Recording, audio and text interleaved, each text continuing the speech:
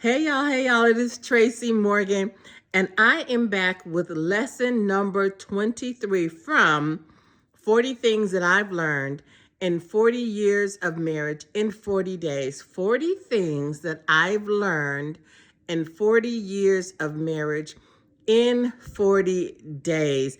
Listen, these are things that I have learned, not necessarily things that my husband, Brian, has learned, not necessarily things that we've learned together in marriage, not even necessarily things that we've learned in marriage counseling or marriage therapy. But these are 40 things that I've learned in 40 years of marriage in 40 days. And as you know, I have had people come on in and help me by sharing what they've learned along their marriage journey. Today, my lesson is really simple, it's really quick, and it's got a little bit of attitude.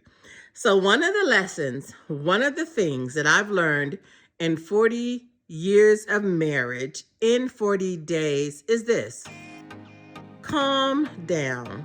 Calm the heck down. Listen, true story. This happened to me this morning.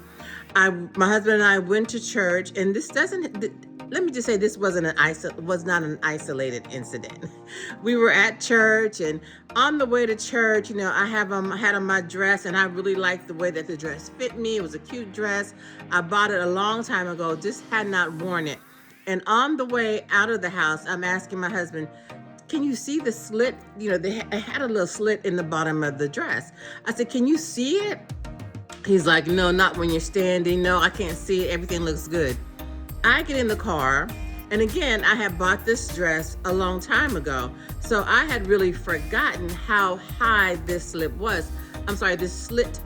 Now, let me tell you, I knew that it was high, but I'm like, oh, I can do this. I can make this work in church. So I sit in the car on the way to church, and when I sit down, when I tell you, this slit was so far up my thigh, I started to smell ham hocks. It was way too high. And I'm sitting in the car and I'm saying to my husband, babe, I'm going to have to change clothes, However, I was what we call the service director that morning. You all might call it the MC in your church. You might call it the presider in your church. So I knew I didn't have enough time to go back home, change clothes, and then get back in enough time to do that. So baby, I'm walking in there. One of the deacons saw me hanging my sweater. My sweater is dragging the floor because I'm trying to hide this slit. So after I first get the opportunity to address the folks, I'm sitting in my seat saying, I can't get back on the stage like that because I feel self-conscious. I can't give God the kind of praise I want to give him because I feel self-conscious. So my husband swoops in. He meets me at the women's restroom, and because I had told him earlier what to bring, where to find it. And I keep my closet relatively organized. So I tell him where to meet me so I can go ahead and change into the clothes. I told him specifically where everything was located, y'all. I told him specifically where everything was located, y'all. And when he comes back, I'm like, what are those clothes? I told you not to bring that orange shirt, honey. I said 3 things.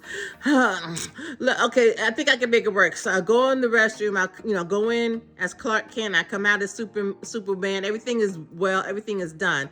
But when I tell you that I was so upset, you did not listen to me. This happens all the time. Y'all know it don't happen all the time. This happens all the time. Every time I ask you for something, you don't bring me the right thing. You don't be listening to me. I'm so tired of you not listening to me. What kind of marriage are we in? We've been together 40 years and you still doing this? I can't believe you. I just actually asked you for just 3 simple things and you didn't do it. That was everything I wanted to say. I didn't say all that. But I wanted to say it and have done it before. But I realized, y'all, it just wasn't that major.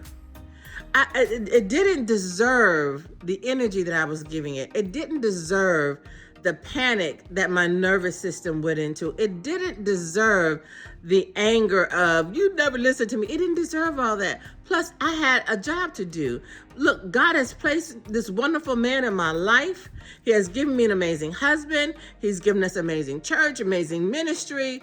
And I've got to get back on that stage with the right mind. Can I just tell you, it wasn't that serious.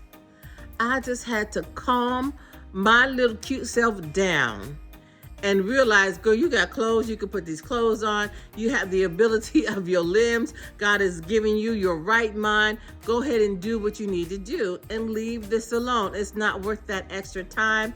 It's not worth that extra stress. It is not worth the side eyes that I'm giving my husband in the middle of church service instead of concentrating on God. By the way, I didn't give him no side. I was concentrating, y'all. But you understand what I'm saying. I just needed to calm down. So that is my lesson today. That is one of the things that I've learned in 40 years of marriage in 40 days.